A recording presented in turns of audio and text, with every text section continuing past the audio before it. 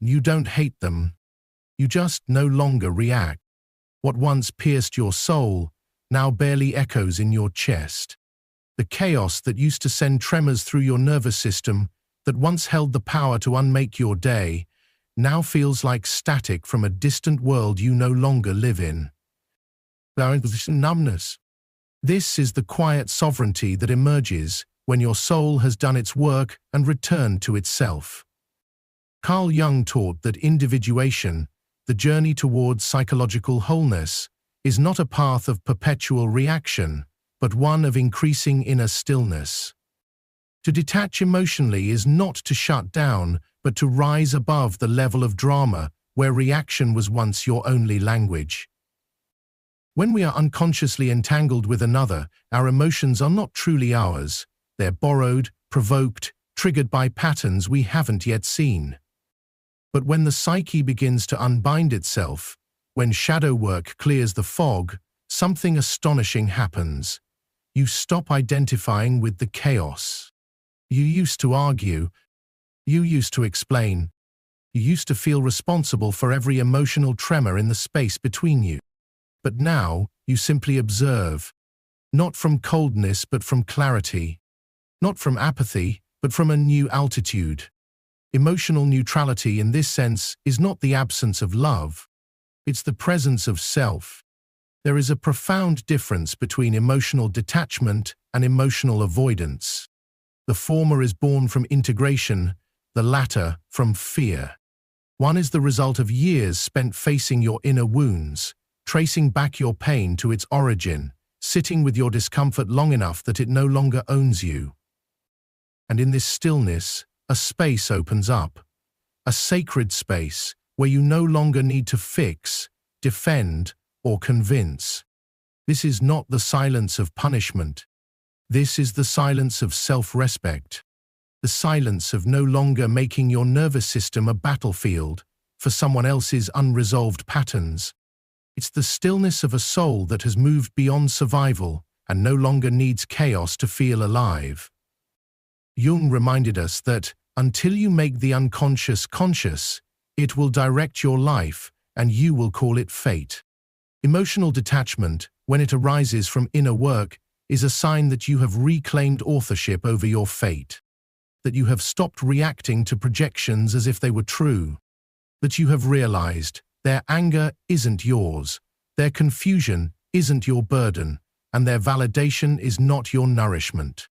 You no longer react because you no longer resonate. And that is not indifference.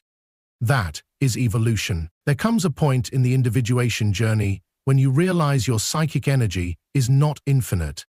It is not to be scattered across every interaction, every provocation, every emotional plea. Carl Jung viewed psychic energy, what he called libido, not merely as sexual or instinctual drive, but as the life force of the soul. It is the current that animates thought, emotion, creation, and meaning. And once you understand its sacredness, you begin to guard it with reverence. Because every reaction is a transaction. When you lash out, over-explain, chase closure, or drown in overthinking, you are spending that energy. And it costs you, not just time, not just peace, but identity. You become lost in someone else's storm, pulled into a performance that distracts you from your own center. And after a while, you don't just feel exhausted, you feel disoriented, disconnected from who you are, because you gave your energy to chaos that was never yours to fix. That is the hidden expense of emotional reactivity.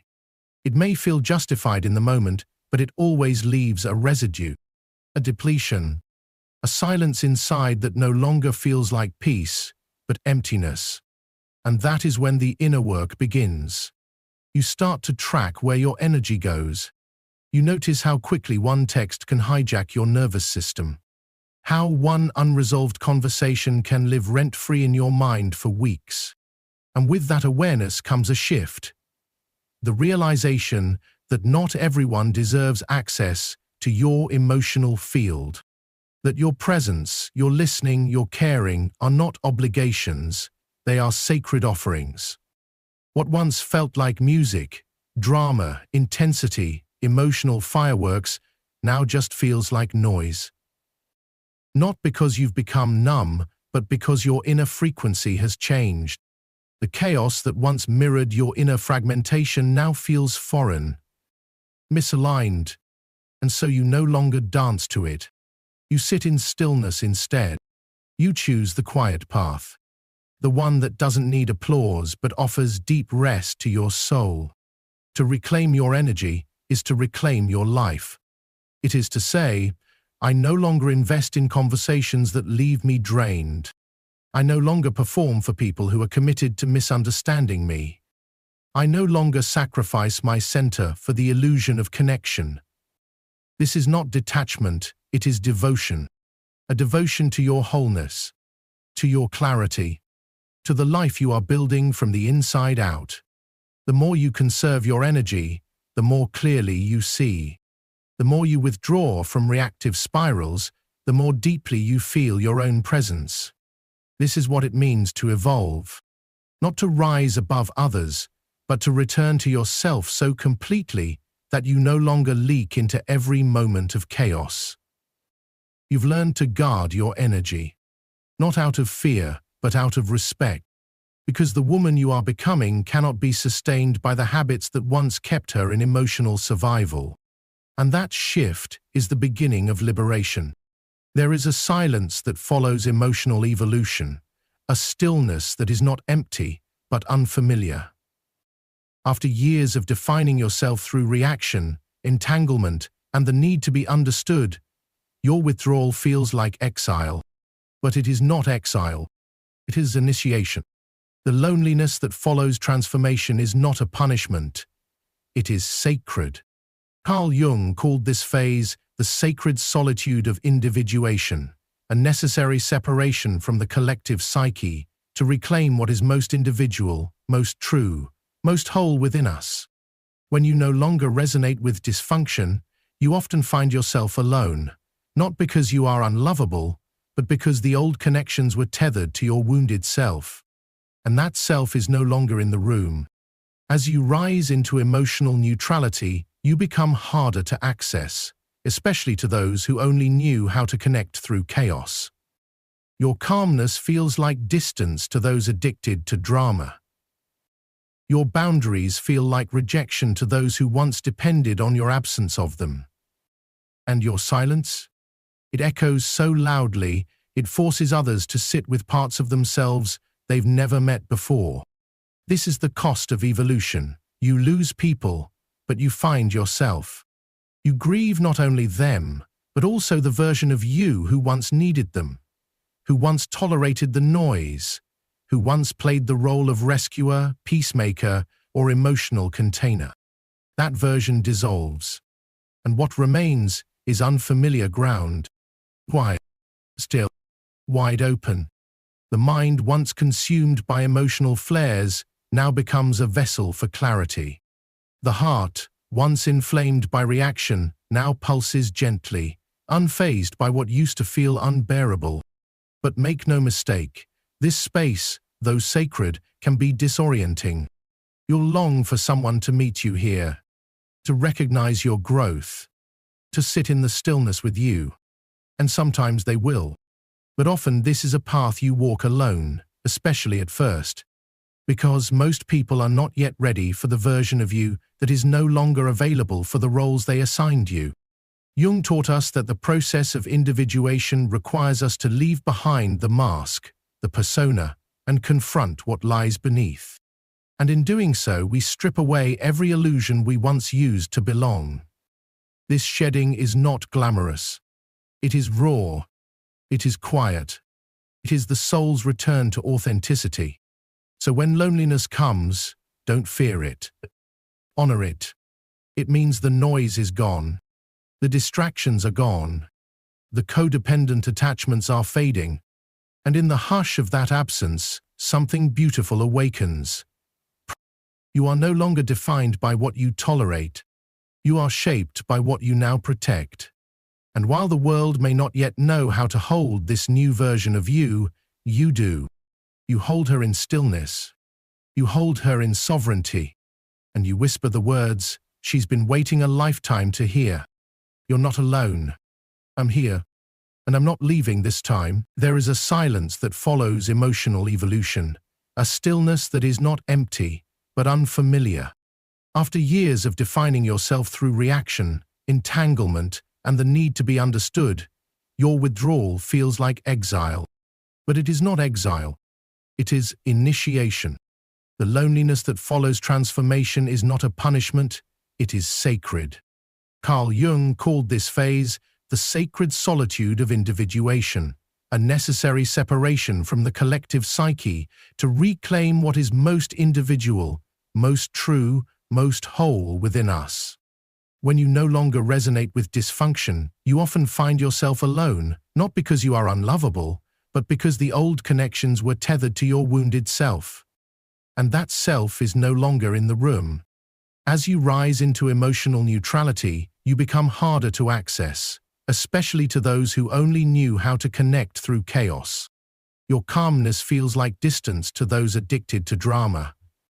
Your boundaries feel like rejection to those who once depended on your absence of them. And your silence? It echoes so loudly, it forces others to sit with parts of themselves they've never met before. This is the cost of evolution. You lose people, but you find yourself. You grieve not only them, but also the version of you who once needed them, who once tolerated the noise, who once played the role of rescuer, peacemaker, or emotional container. That version dissolves, and what remains is unfamiliar ground. Quiet, still, wide open. The mind, once consumed by emotional flares, now becomes a vessel for clarity. The heart, once inflamed by reaction, now pulses gently, unfazed by what used to feel unbearable. But make no mistake, this space, though sacred, can be disorienting. You'll long for someone to meet you here, to recognize your growth, to sit in the stillness with you. And sometimes they will, but often this is a path you walk alone, especially at first. Because most people are not yet ready for the version of you that is no longer available for the roles they assigned you. Jung taught us that the process of individuation requires us to leave behind the mask, the persona, and confront what lies beneath. And in doing so, we strip away every illusion we once used to belong. This shedding is not glamorous. It is raw. It is quiet. It is the soul's return to authenticity. So when loneliness comes, don't fear it. Honor it. It means the noise is gone. The distractions are gone. The codependent attachments are fading. And in the hush of that absence, something beautiful awakens. Present. You are no longer defined by what you tolerate. You are shaped by what you now protect. And while the world may not yet know how to hold this new version of you, you do. You hold her in stillness. You hold her in sovereignty. And you whisper the words she's been waiting a lifetime to hear. You're not alone. I'm here. And I'm not leaving this time. There comes a moment in every deep transformation where you realize you're no longer the same. The one who used to react, over-explain, overgive, overstay, is gone. Not because you stopped caring, but because you started awakening.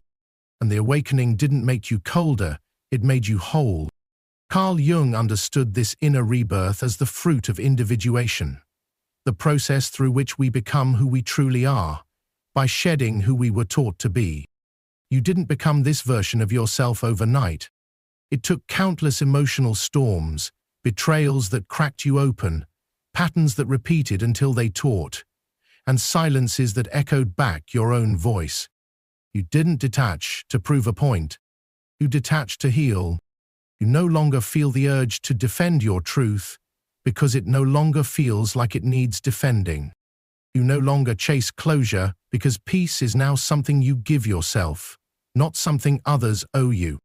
The soul that once begged to be understood has shifted. It doesn't beg anymore. It simply breathes. And in that breath is a clarity that used to be buried under 1,000 emotional negotiations. You're not interested in convincing anyone anymore, not of your worth, your perspective, or your love. That battle is over. You've stepped out of the arena because you finally saw that the real conflict was never between you and them. It was between your higher self and the parts of you that kept settling for less. And now, those parts no longer lead. You've reclaimed your energy from relationships that only knew how to take. You've retrieved your voice from conversations that only valued your silence. You've stopped editing your truth to keep others comfortable and started honoring your evolution, even when it left people confused. And that confusion? It's not your responsibility. When people say, "You've changed," they're right. You have. But what they're really saying is, "I can't find the version of you who once made my comfort more important than your truth." And you can smile at that, not with arrogance, but with grace. Because you remember how long you clung to that version of yourself. You remember how much it cost you. You're not who you were, and that's not a flaw. That's the point. The shedding, the silence, the distance. It wasn't a disappearance. It was a becoming.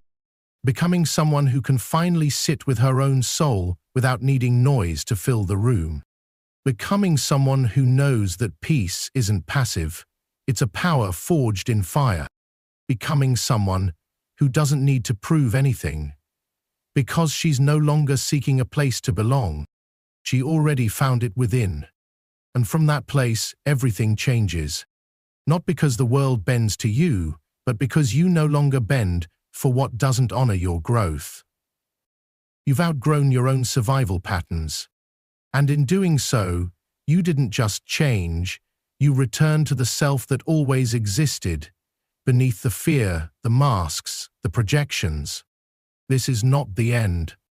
It's the emergence. There was a time when their chaos mirrored everything you hadn't yet faced in yourself. Their anger ignited your guilt. Their withdrawal triggered your fear of abandonment. Their inconsistency made you doubt your own clarity. And the emotional whirlwind you found yourself in wasn't just about them. It was about the wounded parts of you that still believed you needed to earn love to feel safe. Carl Jung spoke often of projection, this unconscious mechanism by which we cast our disowned selves onto others, seeing in them what we've refused to claim in ourselves. When you hadn't yet met your own pain with compassion, you attracted relationships that reflected it back to you. The chaos wasn't random. It was revealing. It showed you where your healing had not yet reached. But as you evolved, something shifted. What used to trigger a spiral now barely flickers within you. The rage, the guilt trips, the sudden silence, they used to land like sharp knives. Now they pass through you like wind through an open window. You feel the energy, but you no longer absorb it. And that, precisely, is how you know you've grown. The nervous system, once wired for hypervigilance, begins to rest. It no longer flares up in response to every emotional jab or unpredictable shift. Not because you've gone numb, but because you are no longer in resonance with the dysfunction. The trauma bond dissolves when the trauma no longer holds power. You once lived from your wounds, reacting, defending, collapsing. Now you respond from your center, from the integrated place that knows this isn't about you. Their projection is not your truth. Their outburst is not your fault. Their inability to love with depth is not a reflection of your worth. And this emotional neutrality, the very thing they accuse you of, the thing they call cold, is actually your liberation.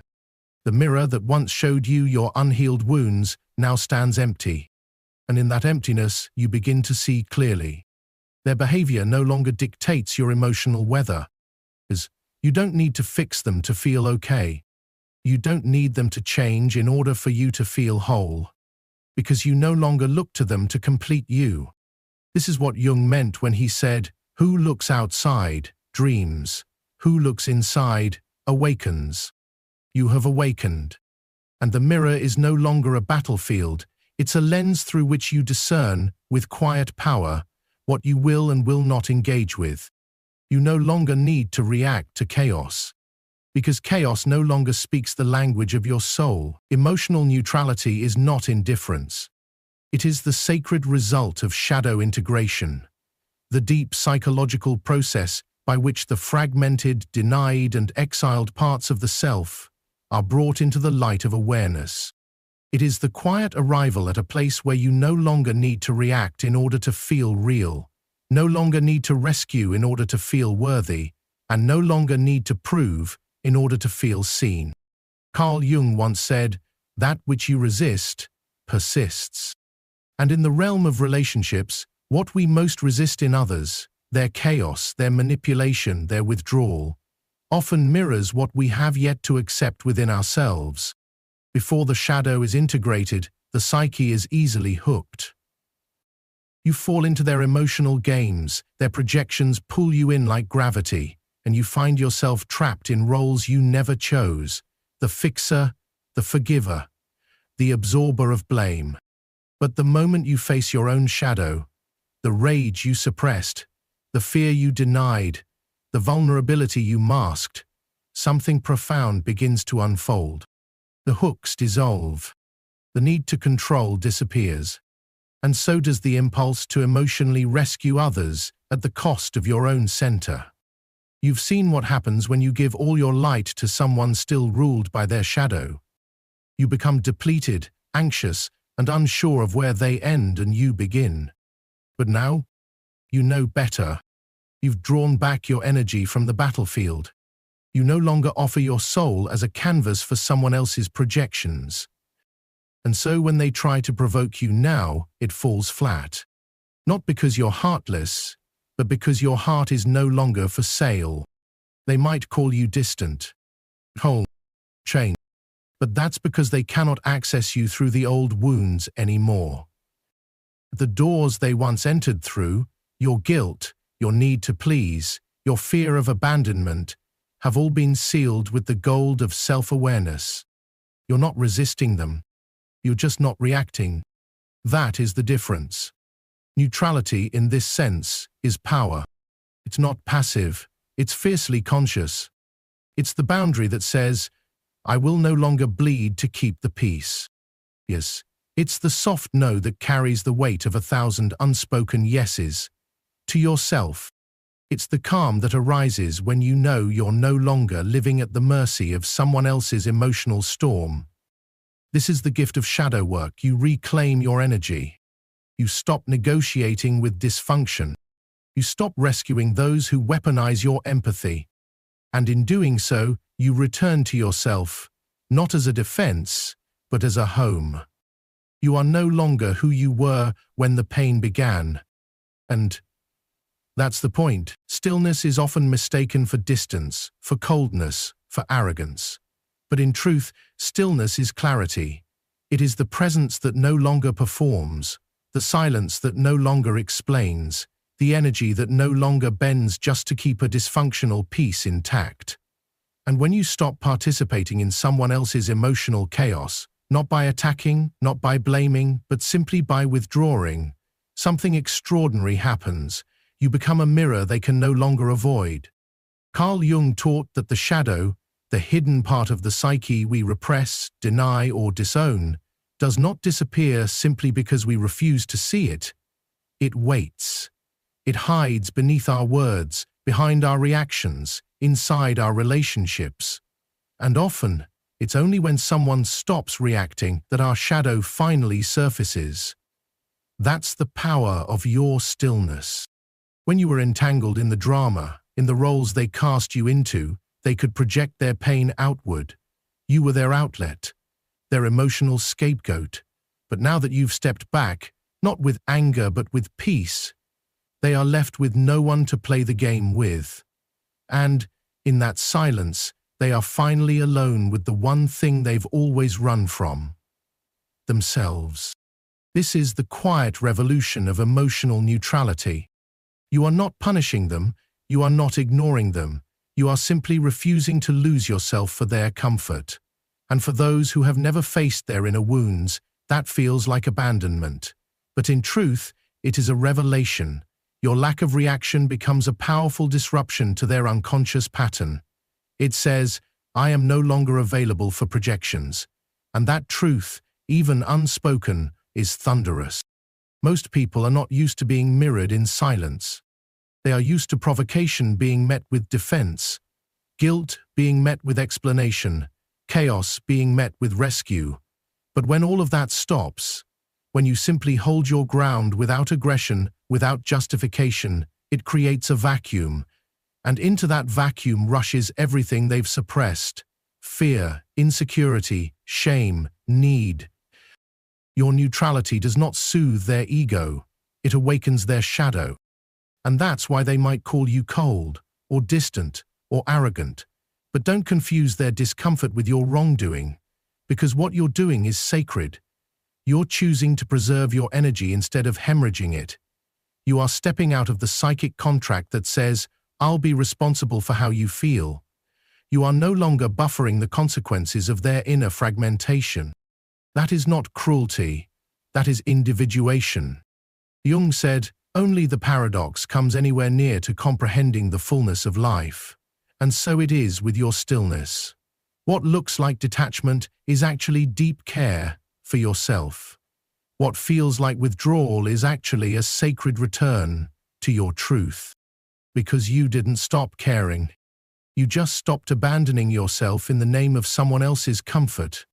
And in doing so, you became the mirror that invites others to meet themselves, fully, finally, and without escape. There comes a moment on the path of individuation when the storms that once uprooted you begin to pass through without disturbance. Where the voices that once pierced your self-worth now echo into a void they can no longer reach. This is not numbness. This is evolution. This is what happens when the soul proclaims itself from the battlefield of projection. You didn't disappear. You simply became unreachable in the frequency of dysfunction. Carl Jung reminded us that every psychic wound seeks resonance. That which we have not healed in ourselves, we unconsciously seek out in others, again and again, not to be hurt, but to be made whole. But once you've done the work, once you've met your own shadow, tended to your own wounds, and returned to your own center, something profound shifts. The chaos that once activated you now bores you. It no longer sings your name because you've stopped responding to its song. You are no longer in resonance with the energetic signature of blame, manipulation, or codependent intensity. What once felt magnetic now feels empty. What once triggered deep responses now passes through you like wind through trees, noticed, perhaps, but no longer absorbed. This is what peace does. It rearranges your nervous system. It rewrites your inner script. It makes you unavailable to the roles you used to play. And those who knew how to find you in chaos, now they can't reach you. Not because you blocked them, not because you hate them, but because they only ever knew how to access the version of you that danced in their emotional storm. Now that you've stepped out, they are left shouting into a silence they cannot penetrate. This is the beauty of emotional neutrality. It's not the absence of love, it's the presence of alignment. You've outgrown the game where love means sacrifice, where peace means silence, where connection comes at the cost of yourself. You no longer feel compelled to convince, to defend, or to fix. Because in your stillness you've realized the most sacred truth of all. Your peace is not negotiable. And that frustrates those who fed off your reaction. Because without your energy, the drama loses its power. The script collapses. The dynamic dissolves. And in that vacuum, they are left not with you, but with themselves. Jung wrote, "The privilege of a lifetime is to become who you truly are." And this is what that becoming looks like. A soft refusal to re-enter cycles you've healed your way out of. A quiet liberation from emotional traps disguised as connection. A sacred unavailability to everything that no longer matches your vibration. So when they say you've changed, they're right. You didn't lose your feelings. You just stopped lending them to stories that made you forget who you are. And now, from this place of inner calm, you stand, not above, but beyond. Beyond the chaos. Beyond the pull. Beyond the reach. They say you feel nothing now. That you've gone cold. That your silence must be hiding something. Anger, indifference, some buried resentment. But the truth is far more profound. You're not numb. You're finally whole. What others interpret as emotional emptiness is in fact sacred fullness. An inner peace so steady that it no longer flinches when provoked. The absence they feel is not void, it's presence, your presence. And that presence is no longer reactive. It is rooted. It is sovereign. You didn't lose your capacity to feel. You expanded your capacity to discern. You didn't stop loving. You stopped leaking. You stopped handing over your emotional energy to dynamics that fed off chaos, confusion, and control. You stopped trying to fix what was never yours to carry. And in that stopping, you returned to something essential, your own center. Carl Jung taught that integration, the process of becoming whole, often looks like detachment, not because we've abandoned emotion, but because we've ceased identifying with its distortions. When the shadow is met, understood, and folded back into the self, the psyche no longer seeks familiar suffering to feel alive. That's not numbness. That's transformation. You no longer confuse intensity with intimacy. You no longer mistake reaction for connection. You've become the witness of your own story, no longer the character trapped in everyone else's plot. And from this place, what once pulled you into turmoil now passes through you like wind through trees. Not because you don't feel, but because you no longer lose yourself in what you feel. This is emotional peace. The kind that can only be earned through fire. The kind that comes after years of dancing with projection, abandonment wounds, overgiving, and emotional entanglement. You made it through. And now, the quiet you carry is a testament, not to your indifference, but to your evolution. So the next time someone says, "You've changed," smile. Because yes, you have. And you didn't change to escape your feelings. You changed to finally feel them clearly, to feel without drowning, to love without losing yourself, to hold space for truth without collapsing under its weight. This is your power. This is your return. And now it's your time to claim it. Comment below, "I choose emotional peace." Let that be your affirmation, your declaration, your compass. And before you go, ask yourself this. Who do you no longer react to? And what does that say about how far you've come? That answer will tell you more about your growth than any apology you never received. Because emotional detachment isn't the end of love, it's the beginning of conscious living. And you, dear soul, have finally come home to yourself. If this message stirred something inside you, don't stop here. The next video will take you even deeper into the journey of healing, growth, and self-discovery. It might just be the breakthrough your soul has been waiting for. Tap into it now. Hit subscribe, turn on notifications, and join a community committed to truth, transformation, and real inner change. You're not alone on this path. I'll meet you in the next video, where we continue becoming who we were always meant to be.